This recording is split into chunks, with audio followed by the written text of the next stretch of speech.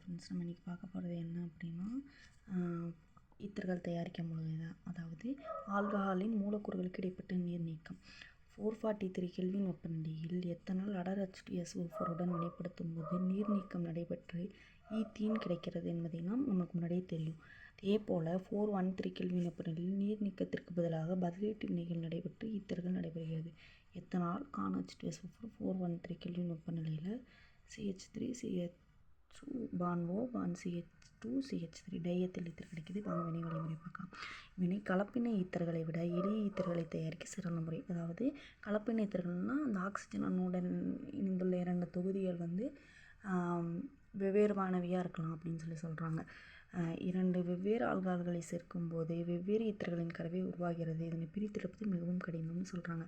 H3 bond CH2 bond O bond H, அதாவது Khan H2. இந்த O H approach பண்ணும். அப்போ இந்த H இங்கே ஜாயிண்ட் ஆகிரும்.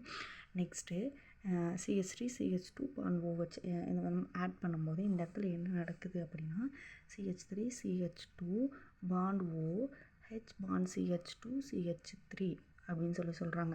அப்போது இந்த இடத்துல என்ன நடக்குது அப்படின்னா இந்த H வெளியே போகிறது, பாண்டை கொடுத்துட்டு வெளியே போகுது. அப்போது இந்த இடத்துல நம்மளுக்கு என்ன கிடச்சிருக்கு ப்ராடக்ட் அப்படின்னா CH3 CH2 bond O bond CH2 CH3 H3O+ வெளியே போயிடுச்சு அப்படின்னு சொல்கிறாங்க.